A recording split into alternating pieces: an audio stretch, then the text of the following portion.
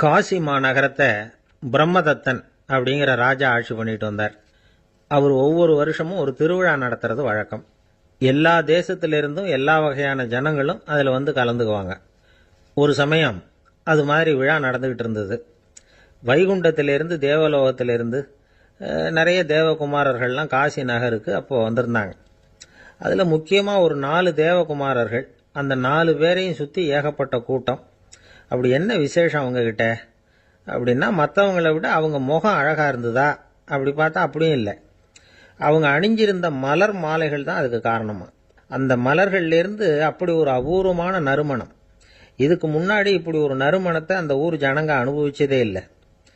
அதுதான் அந்த 4 பேரையும் சுற்றி கூட்டம். எல்லாரும் கேள்வி கேட்க ஆரம்பித்தாங்க.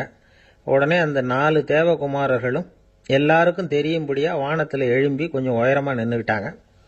கீழே நின்றுக்கிட்டு இருந்த அரசன்லேருந்து ஆண்டி வரைக்கும் ஒருத்தர் பாக்கி இல்லாமல் ஒரே குரலில் எல்லாரும் அவங்கள பார்த்து, எங்களுக்கும் இது மாதிரி மாலையை போட்டுக்கணும்னு ஆசையாக இருக்குது, அதுக்கு நீங்கள் தான் அருள் பண்ணணும் அப்படின்னு கேட்டுக்கிட்டாங்க.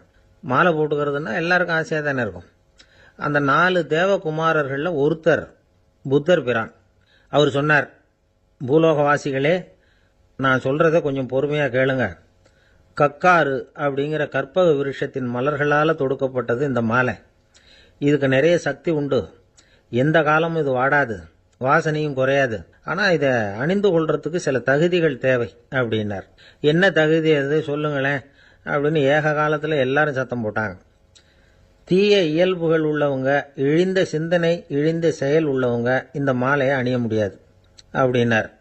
அவ்வளோதான். கூட்டத்தில் சத்தம் போட்டவங்கள்லாம் மெதுவாக அப்படி அடங்க ஆரம்பிச்சிட்டாங்க.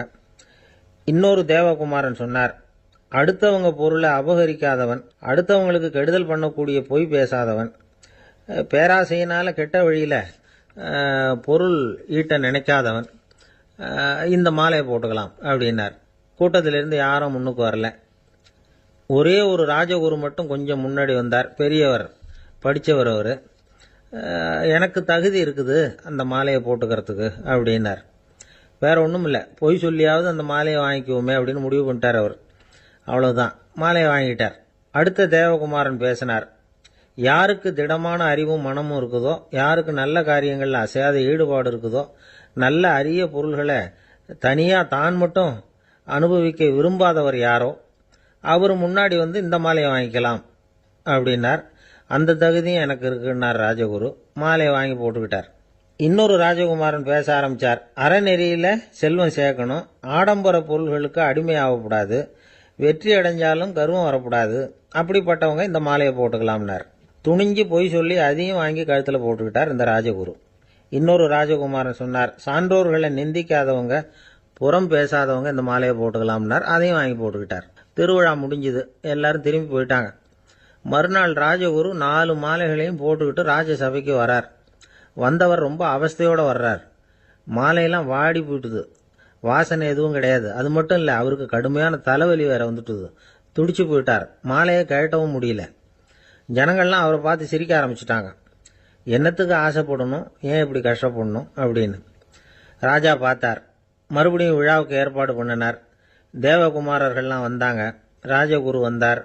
மக்கள் முன்னிலையில் அவங்க காலில் விழுந்தார், மன்னிப்பு கேட்டுக்கிட்டார். இந்த மாலையை போட்டுக்கிற தகுதி எனக்கு இல்லை. தகுதி இல்லாத ஒருத்தன் தகாத தகுதியை பொய் மூலம் பெறணும்னு ஆசைப்படுறாங்களே, அவங்களுக்கெல்லாம் என்னுடைய தண்டனை ஒரு எச்சரிக்கையாக இருக்கட்டும்னார். அதுக்கப்புறம் தேவகுமாரர்கள் அவர் கழுத்தில் இருக்கிற மாலையை கழட்டினாங்களாம். அந்த மாலைகளும் பழையபடி மனம் கொடுக்க ஆரம்பிச்சுட்டு தான். இதுலேருந்து நாம் தெரிஞ்சுக்க வேண்டியது என்னென்னா, நமக்கு தகுதி இல்லாத ஒரு கௌரவம் நம்மக்கிட்ட தானாக வந்தால் கூட அதை தவிர்த்து விடுறது தான் நல்லது. அதுதான் புத்திசாலித்தனம். ஒருத்தர் வந்தார், சார் எங்கள் இலக்கிய மன்ற விழாவுக்கு நீங்கள் தலைமை தாங்கணும்னார். உடனே இவர் சொன்னார், பேச்சாளர், சார் இலக்கியத்தை பற்றி பேசுகிற தகுதி எனக்கு இல்லையே அப்படின்னார். உடனே அவர் கூப்பிட வந்தவர் சொன்னார், அந்த தகுதி உங்களுக்கு இல்லைங்கிறது எங்களுக்கும் தெரியும் சார், அதனால தான் உங்களை தலைமை தாங்க கூப்பிடுறேன் அப்படின்னார். அது சரி, தலைமைன்னா அதுக்கு இவர் என்னதான் அர்த்தம் பண்ணுறாருன்னு தெரியல. அளவுக்கு மிஞ்சினால் அமிர்தமும் நஞ்சு அப்படின்னு சொல்லுவாங்க. அது உண்மைதான். ஒருத்தருக்கு அளவுக்கு மீறிய புகழ் வந்துட்டுதுன்னு வச்சுங்க, அது கூட ஆபத்தாக போயிடுறது உண்டு. பழங்காலத்துல எல்லாம் கிரேக்க தேசத்தில் ஒரு பழக்கம் உண்டாம். அதாவது யாராவது ஒருத்தரை நாடு கடத்தணும்னா அதுக்கு ஒரு வழி உண்டு. அதாவது ஒருத்தரை நாடு கடத்தணும்னு மக்கள் விரும்புகிறாங்கன்னு வச்சுங்களேன், அவர் பேரை ஒரு மண்பாண்ட ஓட்டுச்சில்லில் எழுதி அதை ஒரு குறிப்பிட்ட பொது இடத்துல போட்டுற வேண்டியது, அவ்வளவுதான். இது மாதிரி பல பேர் போட்டுக்கிட்டே இருப்பாங்க, எல்லாம் அப்படியே குவிஞ்சு போயிடும். அந்த ஓட்டாஞ்சில்லு குவியலில் யாருடைய பேர் அதிகமாக இருக்குதோ அந்த நபரை ஒரு 10 ஆண்டுகள் நாடு கடத்தி விடுவாங்க. இது அந்த ஊர் வழக்கமா. ஒரு நாள் அந்த குவியலுக்கு பக்கத்தில் ஒரு ஆள் நின்றுட்டு இருக்கிறான். அவன் கையில் ஒரு ஓட்டாஞ்சில்லு வச்சிருக்கிறான். அதில் யாரோட பேரையோ எழுதணும், எழுதி அந்த இடத்துல போடணுங்கிறது அவன் ஆசை. ஆனால் அவன் படிக்காதவன், அதனால் எழுத தெரியல. யாராவது அந்த வழியாக வர்றாங்களான்னு பார்த்துக்கிட்டே நின்றுக்கிட்டு இருந்தான். ஒரு பெரியவர் வந்துக்கிட்டு இருந்தார். அவர்கிட்ட ஓடினான். கையில் இருந்த மண்பாண்ட சில்லை கொடுத்தான். ஐயா, இதில் ஒரு பேர் எழுதி கொடுங்களேன்னா. அந்த பெரியவர் அதை வாங்கி கையில் வச்சுக்கிட்டு, என்ன பேர் எழுதணும் சொல்லு அப்படின்னா. இவன் சொன்னான், அரிஸ்டைடிஸ் அப்படின்னு எழுதுங்க அப்படின்னா. இதை கேட்டதும் அந்த பெரியவருக்கு அதிர்ச்சி. ஏன்னா அவர் தான் அரிஸ்டைடிஸ், தத்துவ மேதை அரிஸ்டைடிஸ் அவர். இருந்தாலும் நான் தான் அதுங்கிறத காட்டிக்காம அந்த ஆளுகிட்ட கேட்டார், அது சரிப்பா, அரிஸ்டைடிஸ்ங்கிற பேரை எழுத சொல்ற, அவர் உனக்கு என்ன கெடுதல் பண்ணார், அவர் பேரை இதில் எழுத சொல்றியே அப்படின்னு கேட்டிருக்கார். அதுக்கு இவன் சொன்னானா, அவர் எனக்கு எந்த கெடுதலும் பண்ணல, அவரை நான் பார்த்தது கூட இல்லை அப்படின்ட்டுருக்கான். அப்புறம் எதுக்காக அவரை நாடு கடத்தணும்னு நீ ஆசைப்படுற அப்படின்னு கேட்டிருக்கார். இப்போ அந்த ஆள் சொல்கிறான், அரிஸ்டைடஸை பற்றி எல்லாரும் பேசுகிறாங்க, அவர் ரொம்ப நல்லவர், அவர் ஒரு பெரிய அறிவாளிங்கிறாங்க, அவர் ஒரு பெரிய வள்ளல், பேரறிஞர், இப்படி எல்லாரும் சொல்கிறத கேட்டு கேட்டு எனக்கு ரொம்ப அலுத்து போயிட்டுது, அதனால தான் வெறுப்பாயிட்டேன் அப்படின்னு நானும். இதிலேருந்து என்ன தெரியுது, நாம் நல்லவனாக இருக்கிறதுல ஒன்றும் இடைஞ்சல் இல்லை. ஆனால் நம்மளை நல்லவன் நல்லவன் எல்லாரும் சொல்ல ஆரம்பிச்சிட்டாங்கன்னு வச்சுக்கோங்க, அப்போ இடைஞ்சல் ஆரம்பம்னு அர்த்தம். எதுவுமே அளவுக்கு மிஞ்சி போகாமல் பார்த்துக்க வேண்டியது ரொம்ப அவசியம். அளவுக்கு அதிகமாக ஆசைப்படாதவங்களில் ஆப்ரஹாம் லிங்கனும் ஒருத்தரான். அவர் ஒரு தடவை தன்னுடைய நண்பர்கள்கிட்ட பேசிக்கிட்டு இருந்தாராம். ஒருத்தர் கேட்டிருக்கார், ஒரு மனுஷனுக்கு கால்கள் எவ்வளவு உயரம் இருக்கணும் அப்படின்னு கேட்டாராம். இதுக்கு ஆப்ரஹாம் லிங்கன் சொன்னாராம், அது என்ன, இடுப்புலேருந்து தரையை தொடுற அளவுக்கு உயரம் இருந்தால் போதும் அப்படின்னாராம். ஒரு பெரிய பியானோ கலைஞர் வியன்னாவில் இருந்தார். ரொம்ப புகழ்பெற்ற இசை கலைஞர் அவர். இங்கிலாந்து மகாராணி விக்டோரியா அவருடைய சங்கீதத்தை கேட்கணும்னு ஆசைப்பட்டாங்க. அவரை அரண்மனைக்கு கூப்பிட்டாங்களாம். பியானோ வாசிக்க சொல்லி கேட்டாங்களாம். இவரும் ரொம்ப பிரமாதமாக வாய்ச்சி காட்டியிருக்கார். உடனே பாராட்டி பரிசுகள்லாம் கொடுத்து அனுப்புனாங்களாம். அந்த இசையை கேட்கறதுல அரசிக்கு ரொம்பவும் ஆர்வம் உண்டு. அதனால் அதுக்கப்புறமும் அந்த கலைஞர் அடிக்கடி அரண்மனைக்கு வர வேண்டிய அவசியம் ஏற்பட்டது. ஏன்னா அரசி கூப்பிட ஆரம்பித்தாங்க. இவர் போகணும், அங்கே இசை நிகழ்ச்சி நடத்தணும். இவர் அங்கே பாடி வாசிக்கிறது உண்டு. ஒரு தடவை மகாராணி அவரை பார்த்து, உங்கள் நாட்டு தேசிய கீதம் பாடுங்களேன் அப்படின்னு கேட்டாங்களாம். உடனே அவர் தன்னுடைய நாடான ஆஸ்திரியாவின் தேசிய கீதத்தை பாடியிருக்கிறார். அவர் பாட ஆரம்பித்த உடனே மகாராணி எழுந்திரிச்சு நின்னாங்களாம். அதுக்கு மரியாதை செலுத்துகிற நோக்கத்தோட பாட்டு முடிகிற வரைக்கும் அப்படியே நின்றுக்கிட்டு இருந்தாங்களாம். இதுதான் அந்த அரசியினுடைய பெருந்தன்மை. அதாவது நாட்டுப்பற்றுங்கிறது அந்த அளவுக்கு அப்படி இருக்கணும். இப்படி ஒரு அரசியே நம்ம நாட்டு தேசிய கீதத்துக்கு எழுந்திரிச்சு நின்று மரியாதை செலுத்துகிறாங்க அப்படிங்கிறத புரிஞ்சிக்கும் பொழுது அந்த முதிய கலைஞரின் மகிழ்ச்சிக்கு அளவே இல்லையாம். அதுக்கப்புறம் அந்த பியானோ கலைஞர் ஒரு நாள் தன்னுடைய நண்பர் ஒருத்தர்கிட்ட பேசிக்கிட்டு இருந்தாராம். அப்போ சொன்னாராம், மகாராணியார் எனக்கு எவ்வளவோ பரிசுகள்லாம் கொடுத்துருக்குறாங்க. ஒரு தடவை எனக்கு வைரக்கல் பதித்த அணி ஒன்றை கூட பரிசாக கொடுத்தாங்க. ஆனால் அதை விட உயர்ந்த விலை மதிக்க முடியாத அணி என்ன தெரியுமா, நான் என்னுடைய நாட்டு தேசிய கீதத்தை நான் பாடுறப்போ அவங்க எழுந்திரிச்சு நின்று மரியாதை செலுத்தினாங்களே, அதுதான் எனக்கு கிடைச்ச மிகப்பெரிய பரிசு அப்படின்னாராம். எனக்கு தெரிஞ்ச சங்கீத வித்வான் ஒருத்தர் இருக்கார். சமீபத்தில் ஒரு நாள் அவரை பார்த்தேன். எப்படி போயிட்டுருக்கு உங்கள் தொழில் அப்படின்னு கேட்டேன். ரொம்பவும் வித்தியாசமாக போயிட்டுருக்குங்க அப்படின்னார். என்ன சொல்கிறீங்க அப்படின்னேன். முன்னாடியெல்லாம் நான் பாடினா எதிரில் இருக்கிறவங்க தான் எழுந்திரிச்சு போயிட்டு இருந்தாங்க. இப்போ எப்படின்னா நான் பாட ஆரம்பிச்சுட்டா உடனே பக்கவாத்தியக்காரனே எழுந்திரிச்சு போயிடுறான் அப்படின்னார் ரொம்ப வேதனையோட. ஒரு ஊரில் ஒரு ராஜா இருந்தார். அவர் அடிக்கடி காட்டுக்கு வேட்டையாட போவார். சில நண்பர்களையும் கூட அழைச்சிக்கிட்டு போவார். காட்டுக்கு போனதும் ஆளுக்கு ஒரு பக்கமாக போய் வேட்டையாடுவாங்க. சாயந்தரமாக திரும்பி வருவாங்க. மறுநாள் அரண்மனையில் உட்காந்து ஒவ்வொருத்தரும் அவங்க அனுபவங்களை எல்லாம் சொல்லிக்குவாங்க. அவங்க வீரத்துக்கு தகுந்த மாதிரி பரிசை அந்த ராஜா கொடுப்பார். இது மாதிரி ஒரு தடவை எல்லாரும் வேட்டைக்கு போயிட்டு திரும்பி வந்ததும் உட்காந்து பேச ஆரம்பிச்சிருக்கிறாங்க. ஒருத்தன் சொன்னான், தன்னுடைய வீர தீர செயலை பற்றி அளக்க ஆரம்பிச்சிட்டான். ஏன்னா அதுக்கு பரிசு கிடைக்க போகுதில்ல, அதனால. அவன் என்ன சொன்னான் தெரியுமா? அரசே, நேற்றுக்கு காட்டில் என்னாச்சு தெரியுமா? எனக்கு நேராக ஒரு சிங்கம் வாயை திறந்துக்கிட்டு வந்துட்டுது. நான் பயப்படவே இல்லை. உடனே ஒரு கல்லை எடுத்து குறி பார்த்து வீசினேன். சிங்கத்து வாய்க்குள்ளே போய் அந்த கல் மாட்டிக்கிட்டுது. அவ்வளவுதான். அந்த சிங்கம் என்னை பார்த்துட்டு பயந்துட்டு ஒரே ஓட்டமாக திரும்பி ஓடி போயிட்டுது அப்படின்னா. ஆஹா பலே அப்படின்னு எல்லாரும் கை தட்டினாங்க. ரெண்டாவது ஆள் ஒருத்தன் எழுந்திரிச்சான். அவன் சொல்ல ஆரம்பிச்சான், அரசே, நான் போன வழியில் 2 பெரிய மலைப்பாம்பு கிடந்தது. என்னை முழுங்கிறதுக்கு வந்தது. நான் என்ன பண்ணேன் தெரியுமா? அந்த 2 பாம்போட வாலையும் ஒன்னா சேர்த்து முடிச்சு போட்டுட்டேன். அவ்வளவுதான். அது அங்கே இழுக்க இது இங்கே இழுக்க முடிச்சு நல்லா இறுகி போட்டுது அப்படின்றான். ஆஹா அற்புதம்னு சொல்லி எல்லாரும் கை தட்டினாங்களாம். அடுத்தபடியாக 3வது ஆள் ஒருத்தன் வந்தான். அவன் சொல்ல ஆரம்பிச்சான், மன்னா, நான் போன பாதையில் குறுக்க ஒரு ஆறு. அதில் இறங்கி குளித்தேன். யாரோ காலை பிடிச்சி இழுக்கிறது மாதிரி இருந்தது. திரும்பி பார்த்தா ஒரு பெரிய முதலை. நான் உடனே அப்படியே ஒரு துள்ளல் துள்ளி அது முதுகில் போய் உக்காந்துக்கிட்டேன். அதை அப்படியே கரைக்கு நீந்த வச்சேன். கரைக்கு வந்து சேர்ந்ததும் அப்படியே ஒரே துள்ளி குதிச்சு கரைக்கு வந்துட்டேன் அப்படின்றான். அவன் தன்னுடைய வீரத்தை அப்படி சொல்லியிருக்கான். அடடா எப்பேற்பட்ட வீரம் அப்படின்னு எல்லாரும் கை தட்டினாங்களாம். 4வது ஆள் எழுந்திரிச்சான். மன்னா, நான் போன இடத்துல ஒரு கரடி வந்து என்னை துரத்த ஆரம்பிச்சுட்டுது. நான் ஒரு மலை உச்சிக்கு வந்துட்டேன். அதுக்கப்புறம் ஒரு அடி எடுத்து வச்சாலும் அதில் பாதாளத்தில் விழ வேண்டியது தான். அந்த நேரம் பார்த்து ஒரு பெரிய ராட்சச கழுகு அந்த பக்கமாக பறந்து வந்தது. நான் உடனே அப்படியே உயர எழும்பி அந்த கழுகோட காலை பிடிச்சிக்கிட்டேன். அப்படியே தொங்கிக்கிட்டே வந்தேன். ஒரு நல்ல இடம் வந்ததும் தொப்புன்னு கீழே குதிச்சு நடந்து வந்துட்டேன்னா. இதுக்கும் எல்லாரும் கை தட்டுறாங்க. கடைசியாக ஒரு ஆள் எழுந்திரிச்சான். அரசே, நான் வந்து போன வழியில் ஒரு பெரிய யானை குறுக்க வந்தது. பயங்கரமாக சத்தம் போட்டுக்கிட்டே வந்தது. நான் பயந்து ஓடலை. உடனே என்ன பண்ணேன் தெரியுமா? அந்த யானையோட வாலை பிடிச்சி தூக்கினேன். தலைக்கு மேலே தூக்கி கரன்னு சுத்தினேன். வேகமாக சுற்றி வீசி எறிஞ்சேன். அவ்வளவுதான். அதே ஸ்பீடில் அந்த யானை மேலே போக ஆரம்பிச்சுட்டுது. இன்னும் கூட அது போய்கிட்டே தான் இருக்கு, கீழே விழவே இல்லைன்னா. இதை கேட்டதும் ராஜாவுக்கு கோபம் வந்துட்டுது. என்ன முட்டாள்னு நினச்சிக்கிட்டு பேசுறியா? யானையை வந்து நீ வாலை பிடிச்சி தூக்குன, அதை நான் நம்பணுமா அப்படின்னார். உடனே இவன் பணிவா பதில் சொன்னான், அரசே, ஒரு சிங்கத்து வாயில கல்லு மாட்டிக்கிட்டதை நம்புறீங்க, மலைப்பாம்பு வாலை பிடிச்சி முடிச்சு போட்டதை நம்புறீங்க, முதல்ல முதுகலை சவாரி பண்ணதையும் நம்புறீங்க, கழுகு காலை பிடிச்சிக்கிட்டு பறக்கிறதையும் நம்புறீங்க. அப்படி நம்புறப்ப நான் சொன்னதை மட்டும் நம்பக்கூடாதா அப்படின்னு கேட்டானான். பொய் சொன்னவங்கெல்லாம் தலையை தொங்க போட்டுக்கிட்டாங்களாம். ராஜா அவங்கள பார்த்து சொன்னாராம், நீங்க எல்லாரும் என்னை முட்டாளாக்கி இருக்கிறீங்க. கடைசியா பேசின இவன் தான் எனக்கு உண்மை எது பொய் எதுங்கிறத புரிய வச்சிருக்கிறான்.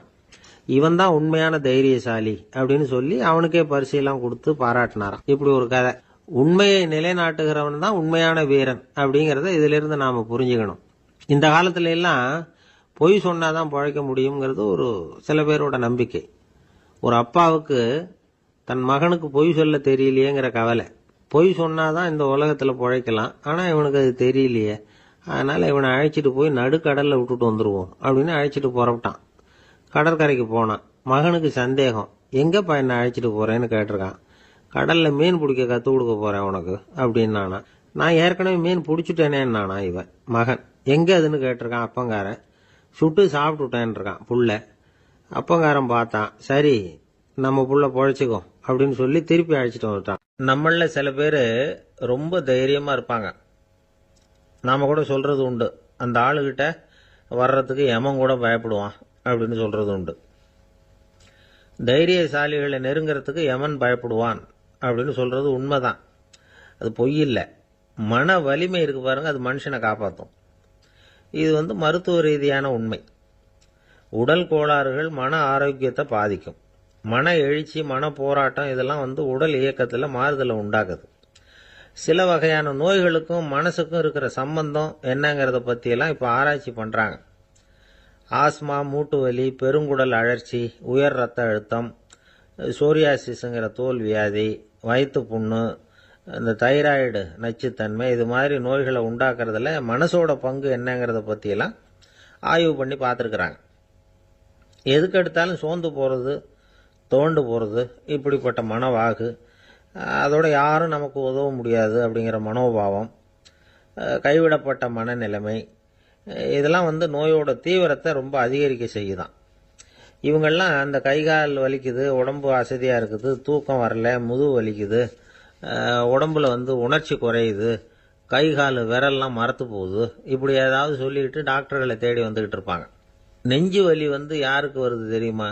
பதற்றம், போட்டி மனப்பான்மை, அளவுக்கு அதிகமான வேகம், துடிப்பு, பேராசை, இதுலேயும் கட்டுப்பாடு, நேரம் தவறாமை, அப்புறம் இதெல்லாம் உள்ள மனவாக உள்ளவங்க இருக்கிறாங்கல்ல, அவங்க பெரும்பாலும் நெஞ்சு வலிக்கு ஆளாயிடுறாங்களாம். ஃப்ரீட்மேன் அப்படிங்கிறவர் நிறைய ஆராய்ச்சியெல்லாம் பண்ணி பார்த்துட்டு இதை உறுதிப்படுத்தி இருக்கிறார். அவர் பண்ணின ஆராய்ச்சியில் என்னெல்லாம் தெரிய வந்தது தெரியுமா? பொறுப்பு அதிகம் உள்ளவங்களுக்கு கண்டிப்பாக ரத்த அழுத்தம் வரும், அதிகமாக இருக்குமா. அதே மாதிரி கண்டிப்பாக இருக்கிறாங்கல்ல, அவங்களுக்கும் ரத்த அழுத்தம் அதிகரிக்குமா. ரத்த அழுத்தம் தனக்கு அதிகமாக இருக்குங்கிறத தெரிஞ்சுக்கிட்டவங்க தலைவலி, மயக்கம், இந்த தலை சுத்தல், அசதி, இது மாதிரியான உணர்வுகளை அவங்களுக்கு வந்துடும், அது மாதிரி உணர்வு. ஆனால் உண்மை என்ன தெரியுமா? இதெல்லாம் ரத்த அழுத்தத்தினால இல்லை, ரத்த அழுத்தம் கட்டுப்பாட்டுக்குள்ளே இருந்தால் கூட இவங்க இப்படி நினைக்கிறாங்களாம். இதுக்கு காரணம் மனசு தான் அப்படிங்கிறார் அவர். சில பேர் எப்படி தெரியுமா? ஒருத்தர் மாரடைப்பால் இறந்து போனார் அப்படின்னு கேள்விப்பட்டால் போதும், இறந்து போகிறதுக்கு காரணம் இதயம்தான் அப்படிங்கிற பீதியால், இதய தளர்ச்சி அப்படிங்கிற மனநோயால் பாதிக்கப்படுறார். இவங்கெல்லாம் அடிக்கடி தங்களுடைய இதய பகுதியை தொட்டு பார்த்துக்குவாங்க, நாடியை பிடிச்சி பார்த்துக்குவாங்க, அடிக்கடி மூச்சை உள்ளுக்கு இழுத்து வெளியில் விட்டு வலி வருதா அப்படின்னு பார்த்துக்கிட்டு இருப்பாங்க. வேறு எங்கேயாவது வலிச்சா கூட நெஞ்சை வலிக்குதா அப்படின்னு பார்ப்பாங்க. நெஞ்சு வலிக்குதுன்னு கூட சில பேர் சொல்ல ஆரம்பிச்சிருவாங்க. ஆஸ்மாவுக்கும் மனசுக்கும் சம்பந்தம் உண்டு. தீர்வு காண முடியாத மன போராட்டங்கள் எல்லாத்துக்கும் அடுத்தவங்களையே சார்ந்து இருக்கிற மனநிலை, இதெல்லாம் ஆஸ்மாவினுடைய தீவிரத்தை அதிகப்படுத்திடும். பயம், இது எப்படின்னா என்ன நடக்குமோங்கிற பதற்ற நிலை, அப்புறம் இந்த பயம், இதெல்லாம் சுவாசித்தலை அதிகரிக்க செய்யுது இல்லையா. இதனால் ரத்தத்தின் காரத்தன்மை அதிகமாகி நோயின் தீவிரமும் அதிகமாகுது. மன போராட்டம், மனக்கவலை, மன இறுக்கம், இதெல்லாம் தோல் வியாதியை தூண்டி விடுதான். இது மாதிரி இன்னும் எவ்வளவோ இருக்குது. அதனால் இன்னைக்கு நமக்கு தேவை என்னன்னா மன வலிமை, மலர்ந்த முகம், இது ரெண்டும் இருந்துட்டுதுன்னா பலவிதமான நோய்கள் நம்மக்கிட்ட நெருங்கி வராது. டாக்டர் என்ன நெருங்காமல் இருக்கிறதுக்கு நான் ஒரு காரியம் பண்ணுறேன் அப்படின்னார் ஒருத்தர். அவர் என்ன அர்த்தத்தில் சொன்னார்னா, டாக்டர் அவரை நெருங்காமல் இருக்கிறதுக்கு அவர் ஒரு காரியம் பண்ணுறாராம். நண்பர்கிட்ட சொன்னார். நண்பர் கேட்டார், அது என்ன காரியம் பண்ணுற அப்படின்னு கேட்டார். தினம் ஒரு ஆப்பிள் பழம் சாப்பிட்றேன்னார் அவர். ஏன்னா ஆங்கிலத்தில் ஒரு பழமொழி சொல்லுவாங்கள்ல, an apple a day keeps doctor away அப்படிம்பாங்க. ஒரு ஆப்பிள் பழம் சாப்பிட்டா டாக்டர் விலகியே இருப்பார், டாக்டர்கிட்ட போக வேண்டிய அவசியம் இருக்காது அப்படிங்கிறதுக்காக அந்த பழமொழி சொல்கிறது. என்னன்னா, யாருமே நெருங்காமல் இருக்கிறதுக்கு நான் ஒரு காரியம் பண்ணுறேன்னார் இன்னொருத்தர். டாக்டர் நெருங்காமல் இருக்கிறதுக்கு ஆப்பிள் பழம் சாப்பிட்றேன்னார் அவர். என்னை யாருமே நெருங்காமல் இருக்கிறதுக்கு நான் ஒரு காரியம் பண்ணுறேன்னார் இன்னொருத்தர். அது என்னன்னு கேட்டோம். தினம் ஒரு பூண்டு சாப்பிட்றேன்னார். ஏ கார்லிக் எ டே கீப்ஸ் எவ்ரிபடி அவே அப்படின்னு அதுக்கு ஒரு புது விளக்கமும் கொடுத்தார். என்னை விட யோகியம் இந்த உலகத்தில் வேற யாரும் இல்லை சார் அப்படின்னார் ஒருத்தர். அவரை விட அயோக்கியன் வேற யாரும் இருக்க முடியாதுங்கிற முடிவுக்கு கேட்டவங்க வந்துட்டாங்களாம். மனுஷனுக்கு இருக்கிற ஒரு மிகப்பெரிய குறையே தன்கிட்ட இருக்கிற குறை அவனுக்கு தெரியாமல் போகிறது தான். ஆனால் அடுத்தவங்கிட்ட இருக்கிற குறை இவனுக்கு தெளிவாக தெரிஞ்சிடும். ஒரு ஒட்டகம் ஒரு கொக்கை பார்த்து ஒரு கேள்வி கேட்டுதான். என்ன கேள்வி தெரியுமா? உன் கழுத்து ஏன் இப்படி வளைஞ்சு போயிருக்குது அப்படின்னு கேட்டிருக்கு. இதுக்கு உடம்பே வளைச்சல். இது போய் கொக்கை கிண்டல் பண்ணுது. இன்னைக்கு மனித சுபாவமும் கிட்டத்தட்ட இப்படித்தான் இருக்குது. இந்த உலகத்தில் குறையில்லாத மனிதர்கள் யாரும் கிடையாது, நாம உள்பட அப்படிங்கிறத முதல்ல நாம் நல்லா புரிஞ்சுக்கணும். ஒரு ஊரில் ஒரு விற்பனை நிலையம் இருந்தது. செல்ல பிராணிகளை விற்பனை செய்கிற நிலையம் அது. நாய், கிளி, பூனை இப்படி நிறைய வச்சு விற்பனை பண்ணிகிட்டு இருக்கிறாங்க. நாய்க்குட்டி விற்பனை செய்கிற பகுதியில் ஒரு சிறுவன் நின்றுக்கிட்டு இருந்தான். விற்பனை செய்கிற ஆளுகிட்ட விலை கேட்டுக்கிட்டு இருந்தான். அதோ இருக்குதே அந்த நாய்க்குட்டி என்ன விலை அப்படின்னு கேட்டானா. 1000 ரூபா அப்படின்னாரான். சரி அது வேணாம், இது என்ன விலைன்னு இருக்கான். 500 ரூபா அப்படின்னாரான். இந்த சின்ன பையன் கையில் வச்சிருந்தது வெறும் 50 ரூபா தான். அதனால இதை விட குறைச்சலா கிடைக்குமான்னு பார்த்துருக்கான். அந்த கடையில் ஒரு மூலையில் சரியாக கவனிக்கப்படாமல் ஒரு நாய்க்குட்டி படுத்து கிடந்தது. பாவமாக கத்திக்கிட்டு இருந்தது. அதை பார்த்ததுமே இவனுக்கு அது ரொம்ப பிடிச்சி போச்சு. உடனே அந்த கடைக்காரரை பார்த்து, அதுவும் அந்த மூலையில் படுத்து கிடக்குதே அந்த நாய்க்குட்டி என்ன விலை அப்படின்னு கேட்டிருக்கான். தம்பி, அது ஒரு கால் ஊனம், அதனால் அது உன்னோட குதித்து விளையாடவோ ஓடுறதோ அதால் முடியாத காரியம் அப்படின்ட்டுருக்கார் அவர். அது தெரிஞ்சுதாங்க கேட்குறேன், அதோட விலை என்ன அதை மட்டும் சொல்லுங்களேன் அப்படின்ட்டுருக்கான். தம்பி, இது கால் ஊனம் உள்ள ஒரு நாய். இதை போய் காசு கொடுத்து வாங்கறதுக்கு யாராவது பிரியப்படுவாங்களா? இதை நான் உனக்கு இலவசமாகவே தர்றேன், எடுத்துகிட்டு போ அப்படின்னாரான். இதை கேட்டதும் அந்த சிறுவனுக்கு கோபம் வந்துட்டு தான். நீங்கள் ஒன்றும் சும்மா கொடுக்க வேணாம், இந்தாங்க 50 ரூபா, இதை வச்சுக்கிட்டு நாய்க்குட்டியை கொடுங்க அப்படின்ட்டுருக்கான். அவருக்கு ஒன்றும் புரியல, ஆச்சரியமாக இருந்தது.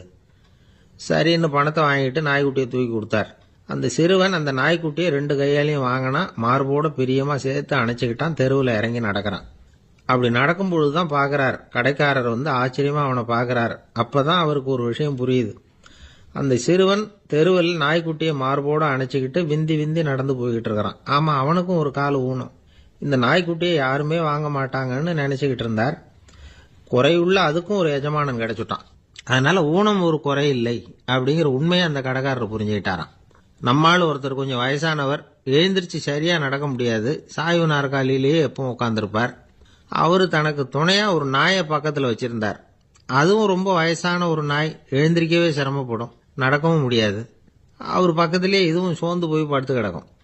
அந்த பெரியவரை பார்க்க வந்த ஒருத்தர் கேட்டார், ஏங்க, ஒரு சின்ன பையனை உங்களுக்கு துணையாக வச்சுக்க கூடாதா? இந்த நாயை உங்களுக்கு பாதுகாப்பாக வச்சிருக்கிறீங்களே, உங்களுக்கு ஒரு ஆபத்துன்னா இது எப்படி உங்களுக்கு உதவ முடியும் அப்படின்னார். அப்போ அவர் சொன்னாராம், எனக்கு ஒரு ஆபத்துன்னா அந்த சமயத்தில் இந்த நாய் என்னை தனியாக விட்டுட்டு ஓடி போயிடாமல் இருக்கணும்ல, அதுக்காக தான் இதை நான் வச்சிருக்கிறேன் அப்படின்னாராம். ஒரு ஊரில் ஒரு ராஜா இருந்தார். பெரிய அரண்மனையில் தான் இருக்கிறார். எல்லா வசதியும் இருந்தது. இருந்தாலும் அவர் எல்லாரும் சொல்றது எப்படி தெரியுமா, பிச்சைக்கார ராஜா. அப்படி ஒரு பேர் அவருக்கு நிலைச்சு போச்சு. ஜனங்களும் சரி, மற்ற தேசங்களில் உள்ளவங்களும் சரி, அவர் அந்த பேர் சொல்லியே குறிப்பிடுறது வழக்கமாக போட்டுது. இது அவருக்கு ரொம்ப கவலையாக போச்சு. என்ன இது, நம்மளை தேடி வர்றவங்களுக்கெல்லாம் நாம் சோறு போடுறோம், நம்ம புகழ்ந்து பாடல் ஏற்றி கொண்டு வர்ற புலவர்களுக்கெல்லாம் அவங்க எப்படி வந்தாலும் ஒருவேளை சோறு போடணுங்கிறது உத்தரவு. இவ்வளவுலாம் செஞ்சும் நம்மளை போய் பிச்சைக்கார ராஜான்னு எல்லாரும் சொல்றாங்களே, அது ஏன், எதுக்காக இப்படி சொல்றாங்க? இதுதான் ராஜாவுக்கு குழப்பம். சரி, இதை பத்தி நம்ம அமைச்சர்கள் கிட்ட கேட்கலாமா அப்படின்னு யோசனை பண்ணார். இந்த விஷயத்தை போய் அவங்க கிட்ட எப்படி கேட்கறதுன்னு அவருக்கு தயக்கமா இருந்தது. கௌரவ குறைச்சலா தெரிஞ்சுது அவருக்கு. சரி, சாதாரண குடிமக்கள் கிட்ட இதை பத்தி கேட்கலாமா அப்படின்னு யோசனை பண்ணார். கேட்கலாம், ஆனா அவங்க யாரும் ராஜா முன்னாடி நின்று தைரியமா பேசக்கூடிய அளவுக்கு இல்லை. ராஜாவோட குழப்பம் நாளுக்கு நாள் அதிகமா போச்சு. கடைசியா அவர் ஒரு முடிவுக்கு வந்தார். அதாவது, இதை பத்தி ஒரு பிச்சைக்காரங்கிட்டே கேட்டு பார்த்துட்டா என்ன. இதுதான் அவர் பண்ண முடிவு. உடனே மாறு வேஷம் போட்டுக்கிட்டு நகர்வலம் போனார். ஒரு பிச்சைக்காரனை கண்டுபிடிச்சார். இதை பாருப்பா, நம்ம ராஜாவை எல்லாரும் பிச்சைக்கார ராஜான்னே சொல்றாங்களே, அதுக்கு என்ன காரணமா இருக்கும் அப்படின்னு கேட்டார். அதுக்கு அவன் சொல்றான், இதுக்கான பதில இன்னும் ஒரு 30 நாள்ல சொல்றேன் அப்படின்னா. உடனே இவருக்கு சந்தோஷம். உண்மையை அவங்ககிட்ட சொன்னார். நான் வேற யாரும் இல்லை, நான் தான் இந்த நாட்டு ராஜா. இப்ப நீ என் கூடவே வந்துரு, அரண்மனையிலேயே தங்கிக்கோ. 30 நாள் கழிச்சு எனக்கு பதில் சொல்லிவிட்டு அதுக்கப்புறமா நீ போகலாம் அப்படின்னு சொல்லி அழைச்சிட்டு வந்துட்டார். அரண்மனையில் ஒரு மூலையில் அவன் தங்கறதுக்கு இடம் கொடுத்தார். தினம் 2 வேளையும் இவனுக்கு சோறு போடுங்க அப்படின்னு உத்தரவு போட்டார். ராஜா கொடுத்த இடத்துல போய் உக்காந்துக்கிட்டான் அந்த பிச்சைக்காரன். தினமும் அந்த அரண்மனையில் நடக்கிறதையெல்லாம் கவனிச்சுக்கிட்டு வந்தான். வேளைக்கு சாப்பாடு வரும், சாப்பிட்டுக்கிட்டு இருக்கான். இப்படி 30 நாள் முடிஞ்சுது. ராஜா வந்தார். என்ன, என்னோட கேள்விக்கு பதில் என்னன்னு கண்டுபிடிச்சிட்டியான்னார். கண்டுபிடிச்சிட்டேன்னா. என்ன எல்லாரும் பிச்சைக்கார ராஜான்னு சொல்றாங்களே, அது நியாயமா படுதா உனக்குன்னு கேட்டார். நியாயமா தான் படுது, சந்தேகம் இல்லாம நீங்க பிச்சைக்கார ராஜா தான். என்னதான் நீங்க வசதியோடவும் படைபலத்தோடவும் இருந்தா கூட நீங்க எங்க வர்க்கத்தை சேர்ந்த ஆசாமி தான் அப்படின்னு அடிச்சு சொல்லிவிட்டான் அந்த ஆள். ஏனால் அப்படி சொல்றேன்னு கேட்டார் இவர். அரசே, ஒரு உண்மையை கண்டுபிடிச்சு சொல்றதா நான் உங்ககிட்ட சொன்னேன். நீங்க ராஜ பரம்பரைன்னா உடனே உங்க கழுத்துல கிடக்கிற முத்து மாலையை கழட்டி பரிசா கொடுத்துருப்பீங்க, பொன்னையும் மணியையும் கொடுத்துருப்பீங்க. ஆனா நீங்க அப்படி செய்யல. என்ன ஒரு மூலையில உட்கார வச்சு 2 வேளை சோறு போட சொன்னீங்க. உங்களை தேடி யாரு வந்தாலும், யாரு பாராட்டி பேசினாலும் அல்லது பிரச்சனைகளை சொன்னாலும் நீங்க செய்யற ஒரே காரியம் சோறு போடுறது தான். பிச்சைக்காரனுக்கு சோறு மட்டும்தான் உலகம். உங்க விஷயத்திலையும் நீங்க அப்படித்தான் நினைக்கிறதாக தெரியுது. நல்லா கவனிங்க. எந்த ஒரு பிரச்சனைக்கும் சோறு தான் முடிவுன்னு நினைக்கிறீங்க பாருங்க. நீங்க சந்தேகமில்லாத எங்களை சேர்ந்த ஆளுதான் அப்படின்னு விட்டான் அந்த பிச்சைக்காரன். அதுக்கப்புறம் தான் அந்த ராஜா தன்னுடைய தவறுகளை எல்லாம் திருத்திக்கிட்டாராம். பசின்னு வர்றவங்களுக்கு சோறு தான் போடணும், அது தப்பு இல்ல. பாராட்ட வர்றவங்களுக்கெல்லாம் சோத்தையே போட்டு அனுப்புனா இப்படிதான் பேர் வரும். எனக்கு தெரிஞ்ச ஒருத்தர் தினமும் யாராவது ஒருத்தரை தன் வீட்டுக்கு அழைச்சிட்டு போவார், சாப்பாடு போட்டு அனுப்புவார். முன்னறிவிப்பு இல்லாம திடீர்னு ஒரு விருந்தாளியோட வீட்டுல போய் இவர் நிக்கிறது வழக்கம். அந்த அம்மாவும் இவருக்காக தயார் பண்ணி வச்சிருந்ததை இவர் அழைச்சிட்டு வந்திருக்கிற விருந்தாளிக்கு போட்டுருவாங்க. விருந்தாளி சாப்பிட்டுட்டு போனதுக்கு அப்புறம் இவர் மனைவி கிட்ட உனக்கு சிரமம் வேணாம் அப்படின்னு சொல்லிவிட்டு பக்கத்துல உள்ள ஒரு ஹோட்டலுக்கு போய் காசு கொடுத்து சாப்பிட்டுட்டு வந்துருவார். பல நாள் இப்படி நடக்கும். ஒரு நாள் அவரை தனியா கூப்பிட்டுக்கிட்டு போய் ஏன் இப்படி பண்றீங்கன்னு கேட்டோம். அதுக்கு அவர் சொல்றாரு, எங்க வீட்டு சாப்பாட்டுல இருந்து தப்பிக்கிறதுக்கு எனக்கு வேற வழி எதுவும் தெரியல சார், அதனாலதான் இப்படி பண்ணிட்டு இருக்கிறேன் அப்படின்னார் ரொம்ப பரிதாபமா. எது ரொம்பவும் கஷ்டமான காரியம் அப்படின்னு கேட்டார் ஒருத்தர். ஒருத்தருக்கு ஒருத்தர் சண்டை போடாம இருக்கிறது தான் ரொம்ப கஷ்டமான காரியம் அப்படின்னு தோணுது. ஒரு நாட்டுக்கும் இன்னொரு நாட்டுக்கும் சண்டை, நாட்டுக்குள்ளேயே ஒரு குரூப்புக்கும் இன்னொரு குரூப்புக்கும் சண்டை. ஏன் சண்டை போட்டுக்கிறீங்கன்னு கேட்டு பாருங்க. நாங்க சமாதானத்துக்காக தான் சண்டை போட்டுக்கிறோம் அப்படிம்பாங்க. வாழறதுக்காக பிறந்த மனுஷன் லட்சியத்துக்காக உயிரை விட தயார் அப்படின்னு சொல்லிட்டு இருப்பான். அப்படி உயிரை விடுறவங்கள நாமளும் பாராட்டுவோம். ஆனா ஒண்ணுமில்லாத விஷயங்களுக்கெல்லாம் சண்டை போடுறவங்களெல்லாம், அப்படிப்பட்டவங்களையும் சரி உயிரை விடுறவங்களையும் சரி என்னன்னு சொல்றது? யுத்தங்களாலேயும் சண்டைகளாலேயும் நாம் அடையிறது என்னங்கிறது ஒரு பக்கம் இருக்கட்டும், இழக்கிறது என்ன தெரியுமா? ஏராளமான உயிர்கள். ரத்தம் சிந்தறதுக்கு நான் தயார் அப்படின்னு மார்தட்டி சொல்லலாம். ஆனா ரத்தம் சிந்தினா உயிர் காத்துக்கிட்டு இருக்க தயார் இல்லை. அதாவது உயிர் நமக்காக காத்துக்கிட்டு இருக்க தயார் இல்லை. இழக்கிற ரத்தத்தை ஈடுகட்டினாதான் உயிரை காப்பாற்ற முடியும். அதனால இது சம்பந்தமா ஆராய்ச்சி செய்யற கட்டாயம் ஏற்பட்டு போச்சு. அதோட விளைவா புதுசா ஒன்ன கண்டுபிடிச்சிருக்கிறாங்க. அதுதான் செயற்கை ரத்த பொடி. இப்ப இந்த திடீர் சாம்பார் பொடி, திடீர் ரசப்பொடி, திடீர் காப்பி பொடி இப்படிலாம் சொல்றோம்ல, அது மாதிரி இது திடீர் ரத்த பொடி. இஸ்ரேல் ஒரு சின்ன நாடு, மக்கள் தொகை குறைச்சல், அதோட போர்கள் வேற. அதனால காயம்பட்டவங்களை காப்பாற்றியே தீர வேண்டிய கட்டாயம். காப்பாற்றணும்னா ரத்த இழப்பை தடுக்கணும். அப்படின்னா உடனடியாக புது ரத்தம் செலுத்தி ஆகணும். திடீர்னு ரத்தம் வேணும்னா எங்கே போகிறது? அதுவும் கிடைக்கிற ரத்தம் சேர்ற குரூப்பாக இருக்கணும். ஒரு வேடிக்கை பார்த்தீங்களா, நான் வேற குரூப்பு நீ வேற குரூப்புன்னு இவன் சண்டை போடுறான். இதில் அடிபட்டவனுக்கு ரத்தம் கொடுக்க போனால் அதுலேயும் அது வேற வேற குரூப்பாக இருக்குது. அது ரத்தமும் வேற வேற குரூப்புன்னு சொல்லிட்டு இருக்குது. எந்த குரூப்பு ரத்தம் வேணும்? அது உடனடியாக கிடைக்கலன்னா என்ன பண்ணுறது? இப்படிப்பட்ட கஷ்டம்லாம் நமக்கு வந்துடுது. இதுக்காக தான் விஞ்ஞானிகள் இந்த ரத்த பொடியை கண்டுபிடிச்சிருக்கிறாங்க. அதாவது ஒரு ஆள் அடிபட்டு போட்டான்னு வச்சுங்களேன், அவனுக்கு ரத்தம் கிடைக்கல. உடனே என்ன பண்ணலாம்? இந்த சுத்தப்படுத்தப்பட்ட தண்ணீரை கொஞ்சம் எடுத்துக்க வேண்டியது, அதில் இந்த ரத்த பொடியை கரைக்க வேண்டியது. இப்போ இந்த செயற்கை ரத்தம் தயாராகிட்டுது. இதை அந்த ஆள் உடம்புல ஏற்றி விட்டுற வேண்டியது. இயற்கையாக நம்ம உடம்புல இருக்கிற ரத்தம் என்னென்ன வேலை செய்யுதோ அதே வேலையை இதுவும் செய்யும். அதாவது ஆக்சிஜனை உடம்புல எல்லா இடத்துக்கும் எடுத்துகிட்டு போகுது. அந்த வேலையை இந்த செயற்கை ரத்தமும் செஞ்சுடுது. ஆனால் ஒரு விஷயம், இந்த செயற்கை ரத்தம் ஒரு அவசரத்துக்கு தான் உபயோகப்படுத்தலாம், ஒரு முதல் உதவி மாதிரி. அதை அப்படியே நிரந்தரமாக விட்டுற முடியாது. பின்னாடி தேவையான குரூப்பு உண்மையான ரத்தம் கிடைச்ச உடனே அதை செலுத்திக்கணும். உண்மையான ரத்தத்தை 20லேருந்து 40 நாள் வரைக்கும் தான் பாதுகாக்க முடியும். அதுவும் குளிர்பதன பெட்டியில். அதுக்குள்ளே உபயோகப்படுத்தலைன்னா அது வீணாக போயிடும்.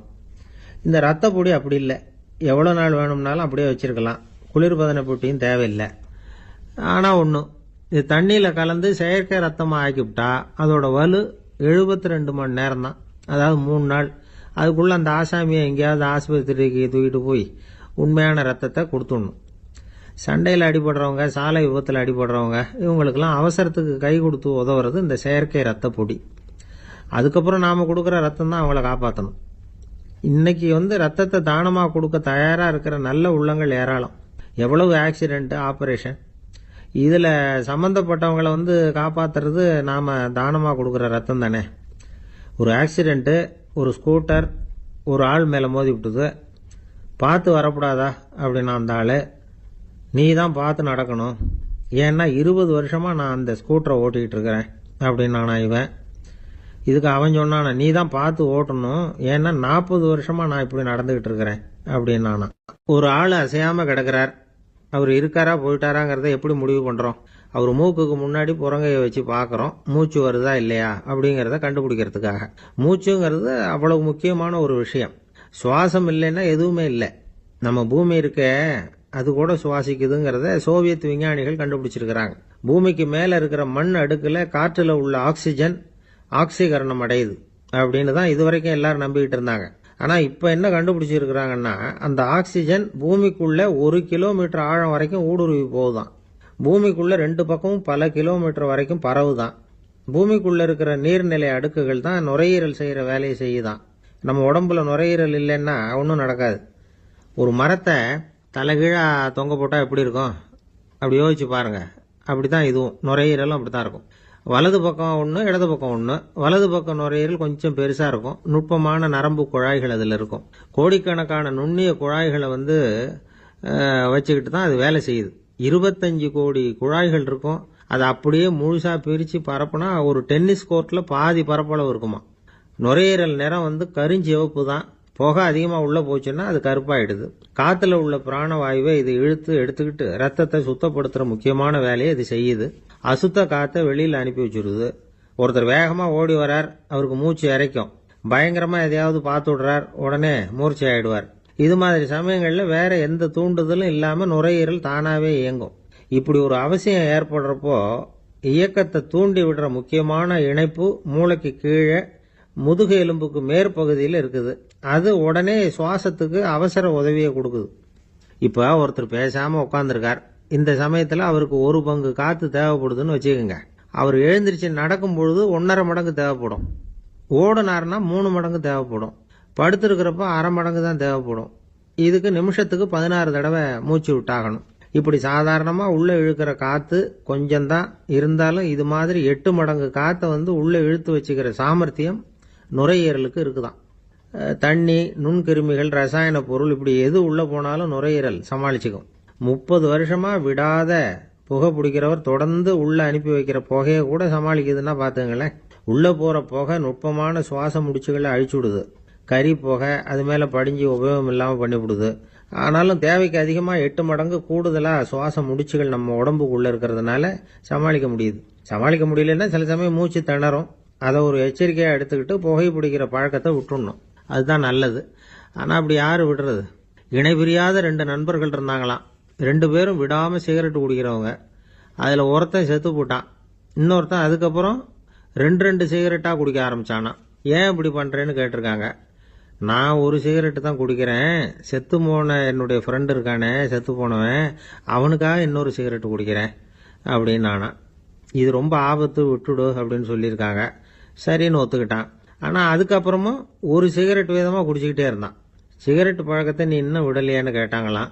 அந்த பழக்கத்தை நான் எப்போவோ விட்டுட்டேன், இப்போ நான் குடிக்கிறது என் ஃப்ரெண்டுக்காக அப்படின்னு நானா. இவங்கெல்லாம் எப்படி திருந்துறது? ஒரே ஒரு ஊரில் ஒரு ராஜா இருந்தார். அவர் பேரில் மக்களுக்கு ரொம்ப மரியாதை.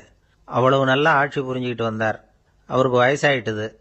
அதனால் ஒரு நாள் அமைச்சரை கூப்பிட்டார். இதை பாருங்க, எனக்கு வயசாயிட்டுது, அதனால் இந்த அரச பொறுப்பையெல்லாம் நீங்கள் ஏற்றுக்குங்க அப்படின்னார். அதுக்கப்புறம் ராணியை கூப்பிட்டார். வா, நாம் இனிமேல் இங்கே இருக்க வேணாம், காட்டுக்கு போய் தவம் பண்ணலாம் அப்படின்னு கூப்பிட்டார். இந்த செய்தி மக்களுக்கு அறிவிக்கப்பட்டது. மக்கள் உடனே கூட்டம் கூட்டமாக அரண்மனைக்கு வர ஆரம்பிச்சுட்டாங்க. மன்னரை போய் பார்க்குறாங்க. அரசே, தாங்கள் எங்களுக்கு தந்தை மாதிரி. நீங்கள் காட்டுக்கு போயிட்டால் நாங்கள்லாம் இங்கே எப்படி இருக்க முடியும்? எங்களுக்கெல்லாம் எந்த துன்பமும் இல்லாமல் பார்த்துக்கிட்டு வர்றீங்க. இது மாதிரியான ஒரு அரசாட்சி இல்லைன்னா மக்கள் வாழ்ந்து என்ன பயன் அப்படின்னாங்க. இருந்தாலும் என்ன பண்ணுறது, வயசாயிட்ட காரணத்தினால இந்த முடிவுக்கு வர வேண்டியிருக்குது அப்படின்னாரா ராஜா. அப்படின்னா நீங்கள் காட்டுக்கு போக வேணாம், நாங்கள் போகிறோம். நாங்கள் அங்கே போய் தவம் பண்ணுறோம், வழிபாடு பண்ணுறோம். கடவுள் வருவார், அவர்கிட்ட வரம் வாங்கிட்டு வந்துடுறோம் அப்படின்னாங்களாம். அப்படி சொல்லிவிட்டு உடனே எல்லாரும் காட்டுக்கு போனாங்க. நாட்டு மக்கள் எல்லாரும் ஒட்டு மொத்தமாக காட்டில் உட்காந்துக்கிட்டு தவம் பண்ணுறதை பார்த்தார் கடவுள். உடனே புறப்பட்டு வந்தார். எல்லாரும் இப்படி உட்காந்துருக்கிறீங்களே, என்ன வேணும் உங்களுக்கு அப்படின்னு கேட்டார். உடனே மக்கள் எல்லாரும் ஒரு குரலில் சொன்னாங்க, சுவாமி, எங்கள் மன்னன் ரொம்ப நாளைக்கு நல்லபடியாக இருக்கணும். அவர் மகிழ்ச்சியாகவும் உடல் நலத்தோடும் இருந்தாதான் நாங்கள் அமைதியாக வாழ முடியும். அப்படின்னாங்க. சரி, அதுக்கு என்ன செய்யணும் அப்படின்னார் ஆண்டவன்.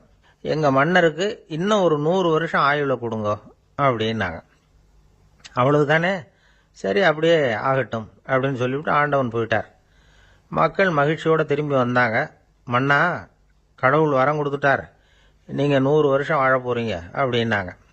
இதை கேட்டதும் ராணி ராஜாவை வணங்கி நான் தவம் செய்ய போகிறேன் அப்படின்னு புறப்பட்டாங்க. உடனே மக்கள் என்ன நினச்சாங்க தெரியுமா? ஐயோ, நாம் ராஜாவுக்கு மட்டும்தானே நீண்ட ஆயுள் வேணும்னு வரம் வாங்கினோம், ராணிக்கு வாங்கலையே, அதுதான் கோபத்தில் புறப்பட்டாங்க போல இருக்கு அப்படின்னு நினச்சி வருத்தப்பட்டாங்க. ஆனால் ராணி நினச்சது அது இல்லை. ராணி போய் தவம் பண்ணாங்க, கடவுள் காட்சி கொடுத்தார். இவங்க கேட்குறாங்க, சுவாமி, ராஜாவுக்கு மட்டும் 100 வருஷம் ஆயுள்னு வரம் கொடுத்துட்டீங்க, அப்படின்னா குடிமக்களும் 100 வருஷம் இருக்கணும்.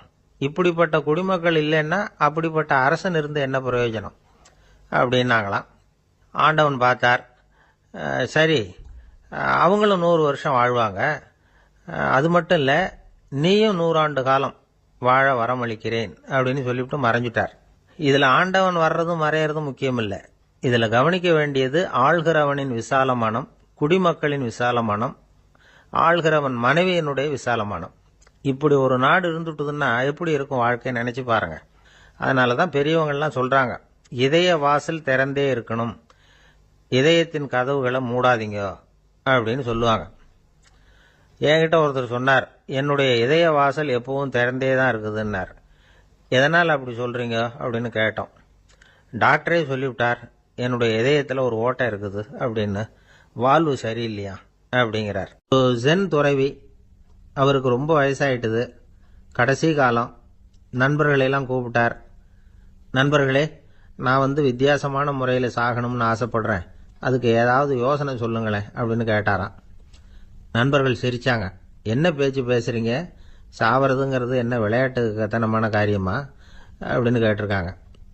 அந்த துறவி கொஞ்ச நேரம் யோசனை பண்ணார். அப்புறம் கேட்டாராம், இதுவரைக்கும் யாராவது நடந்துக்கிட்டே இறந்துருக்கிறாங்களா அப்படின்னாராம். எல்லாரும் இல்லைன்னாங்களாம். ஒருத்தர் மட்டும் சொல்லியிருக்கார், அப்படியும் ஒருத்தர் இறந்துருக்கிறதாக ஒரு கதையில் படிச்சிருக்கிறேன், ஒரு ஞானியால் தான் அப்படியெல்லாம் செய்ய முடியும் அப்படின்னு அவர் சொன்னாராம். சரி, அப்படின்னா அந்த முறை நமக்கு வேணாம், நின்றுக்கிட்டே யாராவது உயிரை விட்டுருக்காங்களா அப்படின்னு விசாரிச்சாராம். அப்படியும் ஒருத்தர் இறந்துருக்கிறார் அப்படின்னாங்களாம். மறுபடியும் அந்த துறவி யோசனை பண்ணியிருக்கிறார், ஏதாவது வித்தியாசமான முறையில் நாம் போகணும் அப்படிங்கிறது அவருடைய விருப்பம். மனிதன் எப்படி வாழ்கிறானோ அப்படி இறப்பது தான் நல்லது. சரி, யாராவது தலைகீழாக யோகம் செய்யும் நிலையில் இறந்துருக்கிறாங்களா அப்படின்னு விசாரிச்சாராம். நண்பர்கள் சிரிச்சாங்க. தலைகீழா நின்னபடி இறந்ததாக நாங்கள் கேள்விப்பட்டதே இல்லை, அது முடியாத காரியம் அப்படின்னு இருக்காங்க. இப்போ அந்த துறவிக்கு திடீர்னு உற்சாகம் வந்துட்டுது. உடனே எழுந்திரிச்சார், தலைகீழா நின்னார், அப்படியே உயிரை விட்டுட்டார். அவ்வளோதான். அந்த மடாலயத்தில் ஒரே குழப்பம், எப்படி அவரை கீழே இறக்கி படுக்க வைக்கிறது அப்படின்னு புரியல. இப்படி உயிர் விடுறதை பற்றி அவங்க இதுவரைக்கும் கேள்விப்பட்டதும் இல்லை. உண்மையிலேயே இவர் இறந்து தான் போனாராங்கிறதும் தெரியல. சோதிச்சு பார்த்தாங்க, இதய துடிப்பு, நாடி துடிப்பு எல்லாம் நின்று போயிருந்தது. இவர் எப்பவும் இப்படி தான், என்ன பண்ணுறது இப்போ அப்படின்னு சொல்லி எல்லாரும் குழம்பிக்கிட்டு இருக்கிற சமயத்தில் ஒரு பெரியவர் யோசனை சொன்னார். இந்த துறவியோட மூத்த சகோதரி பக்கத்து மடாலயத்தில் இருக்கிறாங்க, அவங்கள இங்கே அழைச்சிட்டு வந்தால் ஏதாவது வழி கிடைக்கும் அப்படின்னார். அந்த அம்மாவுக்கு 90 வயசு. அழைச்சிட்டு வந்தாங்க. ஒரு குச்சியை ஊன்றிக்கிட்டு அப்படியே மெதுவாக நடந்து வந்தாங்க. தம்பி, தலைகீழாக நின்று உயிர் விட்டு இறக்கிறத பார்த்தாங்க. தம்பின்னு கூப்பிட்டு பார்த்தாங்க, ஒன்றும் காணும். உடனே என்ன பண்ணாங்க, தன்னுடைய கைத்தடியால் தம்பியோட உடலை ஒரு தட்டு தட்டினாங்க. ஏப்பா, சாகிறப்பவும் உன்னுடைய குறும்புத்தனத்தை விடலையா, இப்படியாடா சாகிறது, ஒழுங்கா செத்து தொலை அப்படின்னாங்களாம். அவ்வளவுதான். உடனே அந்த துறவி திரும்பி நேராக நின்னார். அக்கா, கோவப்படாத, நான் ஒழுங்கா சாகிறேன், எப்படி செத்தா என்ன, எல்லாம் எனக்கு ஒன்று தான் அப்படின்னு சொல்லிவிட்டு அப்படியே தரையில் படுத்து உயிரை விட்டாராம். அதுக்கப்புறம் அந்த அம்மா கோலை கையில் எடுத்துக்கிட்டு அப்படியே திரும்பி கூட பார்க்காம அவங்க பாட்டுக்கு போயிட்டாங்களாம். மரணத்தை ஒரு விளையாட்டாக ஆக்கிய அந்த துறவிக்கு வாழ்க்கையே ஒரு விளையாட்டாக தான் இருந்திருக்குது. எந்த நோக்கமும் இல்லாமல் செயல்படுறதுன்னா என்னங்கிறதும் அவருக்கு தெரிஞ்சிருக்குது. பயனை எதிர்பார்க்காம பணி செய்து வாழ்ந்து மறைந்த மகான் அவர். தம்முடைய தொழிலை விளையாட்டு போல செய்ய தெரிஞ்சவருக்கு வாழ்க்கையே ஒரு விளையாட்டாக மாறிடும். எல்லாமே விளையாட்டாகி விடுகிற போது மரணமும் விளையாட்டாகிவிடும் அப்படிங்கிறது தான் அந்த தத்துவம். ஆனால் அதுக்கு முன்னாடி உங்களுக்குள்ளே இருக்கிற உண்மையான நடிகனை நீங்கள் அடையாளம் கண்டுபிடிக்கணும். நீங்கள் நடிக்க வேண்டியதே இல்லை, நீங்கள் ஏற்கனவே நடிச்சுக்கிட்டு தான் இருக்கிறீங்க. நீங்கள் இந்த உண்மையை தெரிஞ்சுக்கணும், அவ்வளவுதான். இதுதான் ஞானிகளுடைய கருத்து. நீங்கள் தெருவில் நடந்து போயிட்டு இருக்கிறீங்க, எதிரில் வர்றவர் உங்களை பார்த்து எப்படி இருக்கிறீங்கன்னு கேட்குறார். நல்லா இருக்கிறேங்கிறீங்க. உண்மையிலேயே நாம் நல்லா இருக்க மாட்டோம், ஏதாவது உடம்புல கோளாறு இருக்கும். ஆனால் அப்படி சொல்லுவோம் நல்லா இருக்கிறேன் அப்படின்னு. அது நடிப்பு தானே. உங்களை சந்தித்ததில் ரொம்ப மகிழ்ச்சி அப்படின்னு சொல்கிறோம். உடனே கொஞ்சம் நிதானமாக யோசிச்சு பாருங்கள், உண்மையிலேயே உங்கள் மனசு மகிழ்ச்சி அடைஞ்சுட்டுதா? அது நடிப்பு தானே. வாழ்க்கையை சரியாக புரிஞ்சுக்கிட்டா எல்லாமே நடிப்புங்கிறது புரியும். கல்யாண பத்திரிக்கை அனுப்பியிருந்தேனே, ஏன்டா வரலன்னு கேட்டான் ஒருத்தன். வந்திருந்தேனே அப்படின்னானா இவன். டேய், ஏன்டா போய் சொல்கிற, நான் பத்திரிக்கையே உனக்கு அனுப்பலையே அப்படின்ட்டுருக்கான் அவன். அதுக்கு இவன் சொன்னானா, பத்திரிக்கை அனுப்புனேன்னு நீ போய் சொல்கிறப்போ கல்யாணத்துக்கு வந்தேன்னு நான் போய் சொல்லக்கூடாதா அப்படின்னானா. பொங்கல் திருநாள். பொங்கல் திருநாள்னா இது ஏதோ அறுவடை திருநாள் அப்படின்னு சொல்லுவோம். அதாவது வருஷம் பூரா நாம் பாடுபட்டு அதனுடைய பலனை அனுபவிக்கிற நாள் அப்படிங்கிறது நாம் சொல்லிகிட்டு இருக்கிறது. இது முக்கியமாக இது ஒரு நன்றி அறிவிப்பு நாள் அப்படின்னு சொல்லுவாங்க. இன்னைக்கு நிறைய நன்றி அறிவிப்பு கூட்டம்லாம் நடந்துகிட்டு இருக்குல்ல, அது மாதிரி விவசாயிகள் நடத்துகிற ஒரு நன்றி அறிவிப்பு விழா இது. யாருக்கு நன்றி சொல்கிறாங்கன்னா ஆதவனுக்கு. அதாவது சூரியன் இல்லைன்னா விவசாயம் இல்லை. அதனால் ஆதவனுக்கு நன்றி செலுத்துகிற நாளாக இந்த பொங்கல் திருநாளை நாம் கொண்டாடுறோம். அதாவது இந்த பொங்கலில் விவசாயிகள்கிட்ட இருந்து நிறைய பண்புகளை நாம் தெரிஞ்சுக்க வேண்டிய நாள் இது. விவசாயிகள் அவங்க விவசாயம் முன்னேறி இருக்கிற அளவுக்கு விவசாயிகளுடைய வாழ்க்கை தரம் முன்னேறலை. அந்த அளவுக்கு அவர்கள் நாட்டுக்காக உழைச்சிக்கிட்டு இருக்கிறாங்க. அந்த காலத்திலே அதை பற்றி ஒரு கதை சொல்கிறது உண்டு. ஒரு வயசான ஆள் நிலத்தில் ஏறு உழுதுகிட்டு இருந்தாராம். கிழிஞ்சு போன ஒரு சின்ன துண்டை தான் இடுப்பில் கட்டியிருந்தாராம். தலையில் ஒரு கந்தலை சுற்றி இருந்தார். உடம்பு பூரா சேரு, ரொம்ப ஏழை. ஏறு ஓட்டிகிட்டு இருக்கிறவர் வேறு எப்படி இருப்பார்? இருந்தாலும் அந்த ஆள் ரொம்ப ஜாலியாக பாட்டு பாடிக்கிட்டே ஏறு உழுதுகிட்டு இருந்தாராம். உடம்புல தான் அவர் ஏழையை தவிர மனசில் ஒரு ஏழையாக தெரியல. அந்த சமயத்தில் அந்த நாட்டு ராஜா அந்த பக்கமாக குதிரை மேலே வந்தாராம். வேட்டைக்கு போயிட்டு பரிவாரங்களோடு திரும்பி வந்துகிட்டு இருக்கிறார். ரொம்ப செல்வ செழிப்பில் இருக்கிற ராஜா அவர் இந்த வயசான விவசாயியை பார்த்துருக்கார். இந்த ஆள் ரொம்பவும் ஏழைங்கிறது அவர் பார்த்தாவே பளிச்சுன்னு தெரியுது. கட்டிக்கிறதுக்கு நல்ல துணி இல்லை, உடம்போ இழைச்சி போயிருக்குது, வயிறு முதுகில் போய் ஒட்டிகிட்டு இருக்கு, கண்ணு குழி விழுந்து போயிருக்குது. ஆனாலும் முகத்தை பார்த்தா சந்தோஷமாக இருக்கிற மாதிரி இருக்குது. இவ்வளவு உற்சாகமாக பாடிக்கிட்டு இருக்கிறாரே அப்படின்னு ஆச்சரியமாக நினச்சி பார்த்தார் அந்த ராஜா. சரி, அவர்கிட்ட கொஞ்சம் பேச்சு கொடுத்து பார்க்கலாம் அப்படின்னு முடிவு பண்ணார். ஐயா பெரியவரே, இப்படி கொஞ்சம் வர முடியுமான்னாராம். பொழுது போகிறதுக்குள்ளே நான் இந்த வயல் பூரா உழவு ஓட்டி ஆகணும், அதனால் பேசுறதுக்கு நேரம் இல்லை அப்படின்னாராம் அந்த பெரியவர். என்ன அவ்வளவு அவசரமா? மீதி இருந்தால் நாளைக்கு உழுதக்கூடாதா? அது சரி, உனக்கு எத்தனை ஏக்கர் நிலம் இருக்குது அப்படின்னு விசாரிச்சிருக்கார் ராஜா. எனக்குன்னு சொந்தமாக உள்ளங்கை அளவு கூட நிலம் கிடையாது. இது எங்கள் முதலாளியோட நிலம்.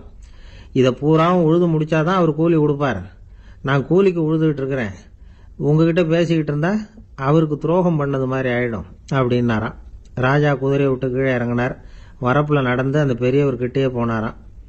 சரி, ஒரு நாள் பூரா உழுதா உனக்கு எவ்வளவு கூலின்னு கேட்டிருக்கார். 8 அணா கூலி கிடைக்கும்னாராம் அவர். இது ரொம்ப காலத்துக்கு முன்னாடி நடந்த ஒரு சம்பவங்கிறதுனால அப்போ 8 அணா கூலிங்கிறது ரொம்ப பெருசு. இருந்தாலும் அதுவும் அந்த ராஜாவுக்கு பெரிய கூலியாக தெரியல. இவ்வளவு தானா, இதை வச்சுக்கிட்டு நீ எப்படி காலம் தள்ளுற அப்படின்னாராம்.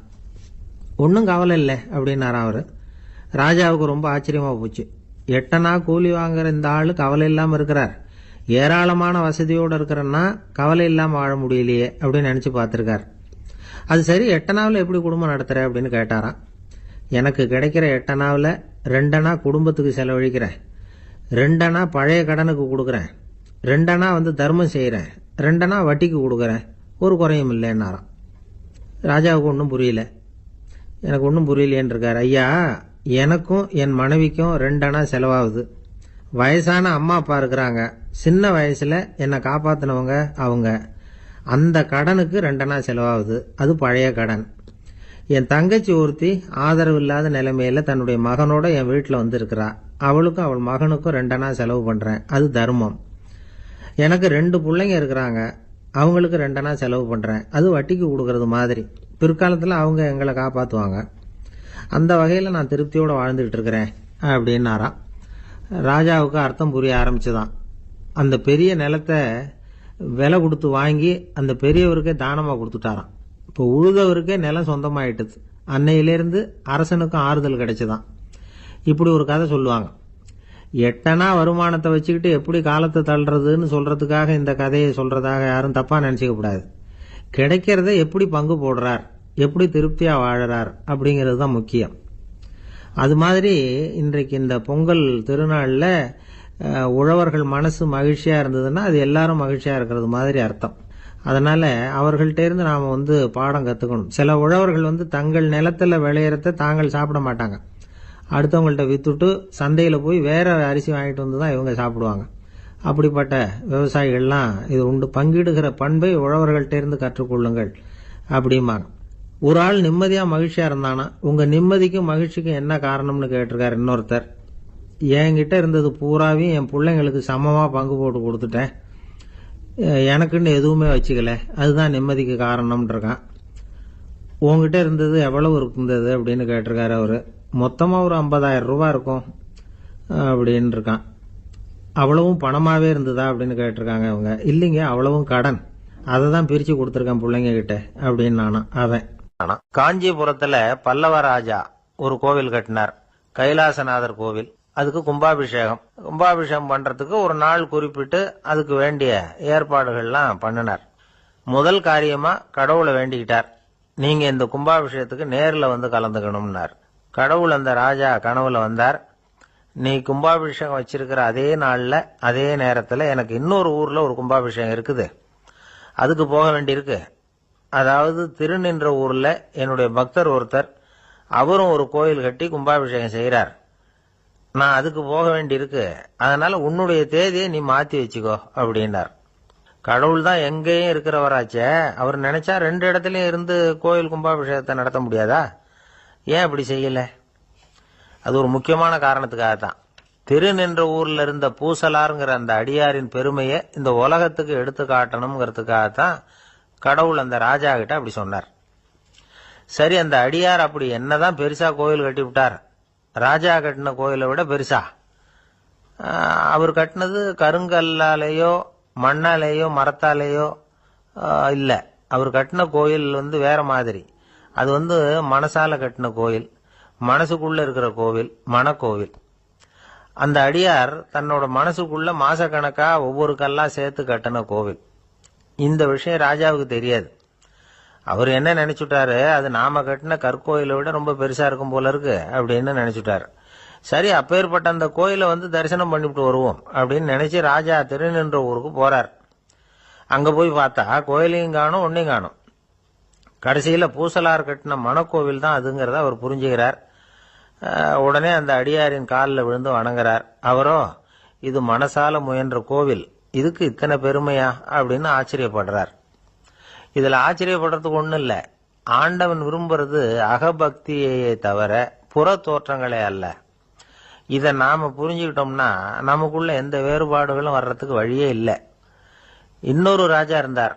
அவரு ஆண்டவனுக்கு படைக்கிறதுக்காக ஒரு தார் நல்ல செவ்வாழைப்பழமா எடுத்துக்கிட்டு போகணும்னு நினைச்சார். அதனால முத நாளே அதை வாங்கிட்டு வர சொன்னார் வேலைக்காரங்கிட்ட. வேலைக்காரன் போனா கடைத்தெருவில் ஒரு தார் பழம் வாங்கினா. வர்ற வழியில அவன் குடிசை, அப்படியே எட்டி பார்த்துட்டு போவோமேன்னு நினைச்சான். போனான். அங்க இவனோட குழந்தை பாவம் பசியால கத்திக்கிட்டு இருக்கு. இவன் பார்த்தான், இவ்வளவு பெரிய தாரில் ஒரு 2 பழம் எடுத்தா தெரியவா போகுது அப்படின்னு நினைச்சு ஒரு 2 பழத்தை பிச்சு அந்த குழந்தைகிட்ட கொடுத்தான். அது அதை வாங்கி வயிறார சாப்பிட்டது, பசி அடங்குச்சு, விளையாட போயிட்டுது. இவன் அதுக்கப்புறம் வாழைப்பழத்தை எடுத்துக்கிட்டு அரண்மனைக்கு வந்தான். 2 பழம் பிச்சிருக்கிறது ராஜாவுக்கு தெரிஞ்சு போச்சு. இவன் உண்மையை சொல்லிவிட்டான். உடனே ராஜா, கடவுளுக்கு படைக்க வேண்டிய பொருளை குழந்தை எச்சில் பண்ண விட்டுருக்கியே அப்படின்னு சொல்லி அவனை கட்டி வச்சு சாட்டையால் அடிச்சார் பாவம். மறுநாள் பழத்தை கோயிலுக்கு எடுத்துட்டு போனார். கடவுள் முன்னாடி வச்சார். கடவுள் கண்ணை திறந்து பார்த்தார், பழம்லாம் அழுகி இருக்குது. என்ன இது அழுகி போன பழம் அப்படின்னார். ராஜா முழிச்சார். நல்லா தானே இருந்தது அப்படின்னு நினைச்சார். அப்போ கடவுள் அந்த ராஜா கிட்ட சொன்னாராம், இத பாருப்பா, இந்த தாரில் 2 பழம் தான் நல்ல பழம், அந்த 2 பழங்களையும் நேத்திக்கே நான் சாப்பிட்டுட்டேன் அப்படின்னாராம். அப்பதான் ராஜாவுக்கு புரிஞ்சுது, ஏழை குழந்தையின் பசியை தீர்க்கறதுக்காக உதவுன அந்த 2 பழம் தான் இறைவன் சாப்பிட்ட பழம்னு. இறைவன் இருக்கிற இடம் எது? இதுதான். ராமகிருஷ்ணர் வாழ்ந்த காலத்துல நடந்த ஒரு நிகழ்ச்சி இது. அப்போ ஒரு ஓவியர் இருந்தாராம். அவருக்கு ஒரு ஆசை, ராமகிருஷ்ணர் படத்தை வரையணும், அதை அவர்கிட்டயே கொண்டுட்டு போய் காட்டி அபிப்பிராயம் கேட்கணும். இதுதான் அந்த ஓவியரின் ஆசை. உடனே ராமகிருஷ்ணர் படத்தை வரைஞ்சி முடிச்சார். அதை எடுத்துக்கிட்டு போனார். இவர் போன சமயம் அங்க ராமகிருஷ்ணர் சீடர்களோட உட்கார்ந்துருக்கிறார். விவேகானந்தர் அங்க இருக்கிறார். இந்த ஓவியர் கொண்டுகிட்டு போய் தான் வரைந்த ஓவியத்தை அவர்கிட்ட காட்டினார். ராமகிருஷ்ண பரமஹம்சரின் ஓவியத்தை ராமகிருஷ்ணர்கிட்டயே காட்டுறார். ராமகிருஷ்ணர் என்ன பண்ணார் தெரியுமா? அந்த படத்தை பார்த்தார். உடனே அது காலை தொட்டார். குருதேவருடைய இந்த செயல் சீடர்களுக்கு ரொம்ப வியப்பை உண்டு பண்ணிச்சு. சில பேர் மனசுக்குள்ளேயே ரொம்ப குழம்பி போக ஆரம்பிச்சுட்டாங்க. என்ன இப்படி பண்றாருன்னு. என்ன இது? இது அவரோட படம், அவரே அவரோட படத்தின் காலை தொடுறார் அப்படின்னு யோசிச்சாங்க. சில பேர் ஒன்றும் புரியாம ஒருத்தர் பார்த்து சிரிச்சுக்கிட்டாங்க. அந்த இடத்துல சீடர்கள் மட்டும் இல்ல, சீடர் அல்லாத பல பேர் இருந்தாங்க. தன்னுடைய காலை தானே தொடர இவருடைய செயல் பற்றி என்ன நினைக்கிறது அப்படின்னு அவங்களும் குழம்பி போய் நிக்கிறாங்க. அந்த படத்தை வரைஞ்சி அவர்கிட்ட காட்டின அந்த ஓவியருக்கும் அதிர்ச்சி. இருந்தாலும் அவர் சீடர் கிடையாது. அதனால கொஞ்சம் துணிச்சலை வர வச்சுக்கிட்டு கேட்டார், என்னங்க இது? என்னால என்னுடைய கண்களையே நம்ப முடியல. இது உங்க சொந்த உருவப்படம், நீங்க உங்க சொந்த கால்களையே தொடுறீங்க. இது எங்களுக்கு கொஞ்சம் சங்கடமா இருக்குதே அப்படின்னார். ராமகிருஷ்ணரின் கண்கள்ல ஆனந்த கண்ணீர் வழிஞ்சுதான். அவர் சொன்னாராம், இது என்னோட படம்ங்கிறது எனக்கு தெரியும், ஆனா இது என்னோட படம்ங்கிறதுனால நான் இதோட காலை தொடல. நீ என்னுடைய சமாதி நிலைய இந்த படத்துல படம் பிடிச்சு காட்டியிருக்கிற, அதனால அதோட காலை தொடறேன். சமாதி நிலையில யார் இருந்தாலும், அது என்னுடைய படமா இருந்தாலும் சரி அல்லது வேற யாருடைய படமா இருந்தாலும் சரி, படம் யாருதுங்கிறது முக்கியம் இல்ல. இதுல எது முக்கியம்னா அது தன்னை உணர்ந்த ஒரு உணர்நிலையின் படம். அப்படி இருக்கிறப்போ அதோட காலை நான் தொடணும். அதுக்கு நீங்க எல்லாரும் ஏன் சங்கடப்படுறீங்கன்னு எனக்கு தெரியல அப்படின்னாராம். இப்பதான் அங்க இருந்து சீடர்களுக்கும் மற்றவங்களுக்கும் விவரம் புரிஞ்சுதான். இதுக்கு முன்னாடி யாரும் செய்யாததை இவர் செஞ்சிருக்கிறார், ஆனா அவருடைய காரணம் ரொம்ப நியாயமானது அப்படிங்கறத உணர்ந்தாங்களாம். இதுவரைக்கும் ஆன்மீகத்துல சமாதி நிலை, அதாவது தன்னை உணர்ந்த நிலை பற்றி புரிஞ்சுக்கிட்டோம். இல்லறத்துல ஏற்படக்கூடிய சமாதி நிலை பற்றி உங்களுக்கு தெரியுமா? ஒரு அம்மா டாக்டர் கிட்ட வந்து சொன்னாங்களாம், டாக்டர், என் வீட்டுக்காரருக்கு உடம்புல ஏதோ கோளாறுன்னு நினைக்கிறேன். நான் எவ்வளவு நேரம் பேசினாலும் காதுல விழாத மாதிரி உட்கார்ந்துருக்கிறார் அப்படின்னு ஆகலாம். அதுக்கு அந்த டாக்டர் சொன்னாராம், அம்மா, அது உடம்பு கோளாறு இல்ல, அது ஒரு பெரிய திறமை. ஒரு ஊர்ல ஒரு ஆள் இருந்தான், தையல் கடை வச்சிருந்தான். அவங்கிட்ட ஒருத்தன் ஒரு சட்டை துணி எடுத்து கொடுத்து தைக்க சொல்லியிருந்தான். வர்ற சனிக்கிழமை வா, வந்து வாங்கிட்டு போ அப்படின்னு அவன் சொல்லியிருந்தான். அதே மாதிரி இவன் வந்தான். அவன் தச்சு வச்சிருந்த சட்டையை கொடுத்தான். இவன் வாங்கி அங்கேயே போட்டு பார்த்தான். கை நீளம் ஒண்ணுக்கு ஒண்ணு வித்தியாசமா இருந்தது. வலது கை இடது பக்கத்தை விட நீளம் குறைச்சலா இருந்தது. அவன் முணுமுணுக்க ஆரம்பிச்சுட்டான், என்ன இது இப்படி தைச்சுட்டியேன்னு. இதுக்கு அவன் சொன்னான், ஐயோ, இதுக்காகவா சங்கடப்படுறீங்க? வலது கையை மட்டும் கொஞ்சம் உள்ள இழுத்தாப்புல வச்சுக்கிட்டீங்கன்னா சரியா போகுது. மற்றபடி அந்த சட்டையில உள்ள கலை அம்சத்தை கவனிங்க. எவ்வளவு அற்புதமா தைச்சிருக்கேன் பாருங்க. ஒரு சின்ன குறைய இப்படி எல்லாம் பொருட்படுத்த வேண்டியதில்லை. நான் சொன்னது மாதிரி கையை கொஞ்சம் உள்ள இழுத்தது மாதிரி வச்சுக்கிட்டு நடந்து போங்க, ஜோரா இருக்கும் அப்படின்னா. அவனும் யோசிச்சு பார்த்தான். சரியான யோசனையா தான் தோணுச்சு. கொஞ்சம் முயற்சி பண்ணி வலது கையை கொஞ்சம் உள்ள இழுத்து சட்டை சரியா இருக்கிறது மாதிரி பண்ணிட்டான். இப்ப மறுபடியும் ஒரு பிரச்சனை. வலது கையை உள்ள இழுத்த மாதிரி அப்படியே வச்சுக்கிட்டதும் முதுகு பக்கம் கொஞ்சம் துணி தளர்த்தியா தொங்குறது மாதிரி தெரிஞ்சது. என்ன இது, முதுகு பக்கம் துணி குவிஞ்சுட்டுதே, தொங்குதே அப்படின்னா மறுபடியும், அடடா, இதுக்காகவா கவலைப்படுறீங்க? உடம்ப அதுக்கு தகுந்த மாதிரி கொஞ்சம் வளைச்சிக்கிட்டா சரியா போடுது. இதுக்காக அந்த அழகான தையலை பிரிச்சு அதுல உள்ள கலை அம்சத்தை கெடுக்கிறதுக்கு என் மனசு இடம் தரல. எவ்வளவுக்கு தளர்த்தியா இருக்கோ அவ்வளவுக்கு கொஞ்சம் உடம்ப வளைச்சி அப்படி குனிஞ்சது மாதிரி போங்க போதும் அப்படின்னா. அதுவும் நல்ல யோசனையா தான் பட்டுது இவனுக்கு. சரின்னு சொல்லிவிட்டு புறப்பட்டான். தெருவில் இறங்கினா, கைய கொஞ்சம் உள்ள இழுத்தான், உடம்ப கொஞ்சம் முன்னால வளைச்சான், சட்டைக்கு தகுந்த மாதிரி உடம்ப பண்ணிட்டான், மெதுவா நடந்து போறான். இப்போ எதிரில் இன்னொருத்தன் வரான். இவனை பாக்குறான், இவன் போட்டிருக்கிற சட்டைய பாக்குறான். ஆஹா, அற்புதம்ங்கிறான். சும்மா சொல்லக்கூடாது, ரொம்ப நல்லா இருக்கு, நிச்சயமா இது இந்த ஊர் மேல தெருவில் இருக்கிற ஒருத்தன் இருக்கானே, அவன் தச்சதா தான் இருக்கணும் அப்படின்னா. இதை கேட்டதும் அவனுக்கு ஆச்சரியம். எப்படி அவ்வளவு கரெக்டா கண்டுபிடிச்சிங்க அப்படின்னு கேட்டிருக்கான். இதுக்கு அந்த வழிபோகன்னு சொன்னானா, அவன் ரொம்ப கெட்டிக்காரன். உங்களை மாதிரி உடம்பும் கையும் வளைஞ்சு போன ஒரு ஆசாமிக்கு அவனை தவிர வேற யாராலேயும் இவ்வளவு பொருத்தமான ஒரு சட்டையை தைக்க முடியாது அப்படின்னானா. பாருங்க, அவனுக்காக இவன் அனுசரிக்க போய் இவனோட நிலைமை எப்படி ஆயிடுது பாருங்க. இதே மாதிரிதான் சில சடங்குகளும் சம்பிரதாயங்களும் நம்மளை கோமாளி ஆக்கி விட்டுரும். எதுவா இருந்தாலும் அதுல அறிவுபூர்வமான அணுகுமுறை அவசியம். ஒரு நர்ஸ் அவசரமா ஓடி டாக்டர் கிட்ட சொல்லிச்சான், டாக்டர் ஒரு தப்பு நடந்து போச்சு, 10ஆம் நம்பர் பெட்ல இருக்கிற பேஷண்ட்டுக்கு காலில் ஆபரேஷன் பண்றதுக்கு பதிலாக கையில ஆபரேஷன் பண்ணி விட்டீங்க. கை ஆபரேஷன் பண்ணிக்க வேண்டிய ஆள் 7ஆம் நம்பர் பெட்ல இருக்கார் அப்படின்னு தான். அதுக்கு ஒரு பதட்டப்படாம சொன்னாராம், பரவாயில்ல இவரை தூக்கி 7ஆம் நம்பர் பெட்ல போட்டுரு அப்படின்னு. ஒரு மாணவனை பார்த்தேன், என்ன தம்பி படிப்புலாம் எப்படி இருக்குது அப்படின்னு விசாரிச்சேன். அவன் ரொம்ப அழுத்துக்கிட்டான். நான் நல்லா தான் சார் படிக்கிறேன், இருந்தாலும் புத்தியில சரியா ஏற மாட்டேங்குது சார் அப்படின்னா. சரி, இவனும் நம்ம ரகம்தான் அப்படின்னு சொல்லி முடிவு பண்ணிட்டோம். கல்வி கற்கக்கூடிய ஒரு மாணவன் சம்பந்தப்படுற புத்திகள் பல வகை. அதை பத்தி ஒரு பெரியவர் விளக்கி இருக்கிறார். மிருத்து புத்தின்னு ஒண்ணு இருக்குதான். மிருத்துன்னா மண்ணு.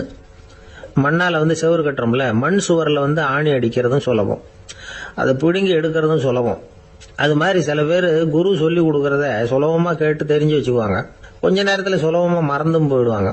இது மிருத்து புத்தின்னு பேரு, மண் புத்தி. தாரு புத்தின்னு ஒண்ணு உண்டான். தாருன்னா மரம். அதுல பச்சை மரத்துல ஆணி அடிக்கிறது சுலபம், ஆனா அதை எடுக்கிறது கஷ்டம். அது மாதிரி ஆசிரியர்கிட்ட இருந்து கேட்டதை கவனமா மனசுல பதிய வச்சுக்கிட்டு அதை மறக்காம இருக்கிறது தாரு புத்தி. பட்ட மரமா இருந்தா அதுல ஆணி அடிக்கிறதும் கஷ்டம், அடிக்கிற ஆணியும் சீக்கிரம் நழுவிடும். அது மாதிரி கேட்கிற விஷயம் மனசுல பதியறதும் கஷ்டம். அப்படியே பதிஞ்சாலும் அது நீடிச்சு இருக்கிறதும் கஷ்டம், கொஞ்ச காலத்துல மறந்துடும். இன்னொரு வகை புத்தி ஒண்ணு உண்டு, அதுக்கு பேரு சிலா புத்தின்னு பேரு. சிலான்னா கல்லு. ஒரு கருங்கல்லுல 4 துளைய போட்டு ஒரு துளையில உளிய வச்சு அடிச்சா மற்ற துளை வழியாவும் பிளந்து கல்லு 2ஆயிடும். அது மாதிரி சந்தியான இடங்கள்ல குறிப்பா ஒரு பொருளை சொன்னா அதை வச்சுக்கிட்டு மற்றதையும் தெரிஞ்சுக்கிறது, அது சிலா புத்தின்னு பேரு. வேணு புத்தின்னா என்ன தெரியுமா? வேணும்னா மூங்கில். மூங்கில் கணுவுல ஒரு பக்கம் உளிய வச்சு அடிச்சா 2 பக்கமும் பிளந்துரும். அது மாதிரி ஒரு செய்தியை கேட்டுக்கிட்டு இருக்கிறப்பவே அதோட முன்பின் தொடர்களையும் தெரிஞ்சுக்கணும், அது வேணு புத்தி. தைல புத்தின்னு ஒண்ணு உண்டு. தைலம்ங்கிறது எண்ணெய். தண்ணியில ஒரு துளி எண்ணெயை விட்டா அது தண்ணி பூரா பரவி போடுதுல்ல, அது இப்படி பரவுறது மாதிரி ஆசிரியர் சுருக்கமா ஒரு கருத்தை சொன்னா அதை வச்சுக்கிட்டு பூரா விஷயங்களையும் தெரிஞ்சுக்கணும், அது தைல புத்தி. கற்பூர புத்தின்னு ஒண்ணு கேள்விப்பட்டிருக்கோம். அது எப்படின்னா, கற்பூரம் தீ பட்ட உடனே பிடிச்சிக்கும். ஆசிரியர் சொன்ன உடனே நுண்ணறிவோட பாடங்களை புரிஞ்சுக்கிறது இந்த வகை புத்தி. கரி புத்தின்னு ஒண்ணு. அது எப்படின்னா, கரியில நெருப்பை வச்சு விசிறிய பிறகு அதுக்கப்புறம் அது கறி நெருப்பாகும். அது மாதிரி காலம்பரை சாயந்தர வேலைகள்ல ஆசிரியர் பாடம் சொல்லி கொடுப்பார், அதை கொண்டு புரிஞ்சுக்கிறது இந்த வகை. கதலித்தண்டு புத்தின்னு ஒன்று சொல்லுவாங்க. கதலிங்கிறது வாழை மரம். வாழைத்தண்டுல தீ வைக்கிறது எவ்வளவு சிரமமோ அவ்வளவு சிரமத்தோட கல்வி கற்கிறது கதலித்தண்டு புத்தி. இதை தவிர இன்னும் சில வகையான மாணவர்களை கூட அடையாளம் காட்டுறாங்க. ஆசிரியர் சொன்னதுல நல்லதை மட்டும் எடுத்துக்கிறவன் அன்னம். ஆசிரியர் கிடைச்ச இடத்துல பாடத்தை கேட்டுக்கிட்டு பிறகு தனியா உட்காந்து சிந்திக்கிறவன் பசு. பசுமாடு அப்படித்தானே, புல்லு கண்ட இடத்துல மேயும், அதுக்கப்புறம் நிதானமா அசை போட்டுக்கும். ஆசிரியர் சொன்னதை தவிர வேற எதையும் சொல்ல முடியாதவன் கிளி. பல இடங்கள்ல பாடங்கள் கேட்டு கடைசியில ஒன்னும் புரியாம போறவன் ஆடு. ஆடு ஒரு செடியில வயிறார மேயாது, ஒரே செடியில இக்கரைக்கு அக்கறை பச்சைன்னா அங்கேயும் இங்கேயும் அலைஞ்சிக்கிட்டே இருக்கும். சில பேருக்கு எருமைன்னு பேரு. எருமை எப்படின்னா குளத்து நீரை கலக்கி தான் குடிக்கும். அது மாதிரி ஆசிரியர் மனசை நோக செய்து பயில்கிற மாணவர்கள்லாம் இந்த ரகம். இவ்வளவுலாம் இருந்தாலும் இந்த காலத்து மாணவர்கள்லாம் ஒரு தனி ரகம். ஒரு ஆசிரியர் வகுப்புல பாடம் நடத்திக்கிட்டு இருந்தார். இலக்கண வகுப்பு. இறந்த காலம், நிகழ்காலம், எதிர்காலம், past tense, present tense, future tense, இதை பத்திலாம் பாடம் நடத்துறார். எல்லாம் சொல்லி கொடுத்துட்டு இப்ப நான் ஒரு வாக்கியம் சொல்லுவேன், அது என்ன காலம் அப்படிங்கறத நீங்க சொல்லணும்னார் ஆசிரியர். சரி, நாங்க மாணவர்கள்லாம், நான் நாளைக்கும் பாடம் நடத்த போகிறேன், இது என்ன காலம் அப்படின்னு கேட்டார் ஆசிரியர். அதாவது நான் நாளைக்கும் பாடம் நடத்த போகிறேன்.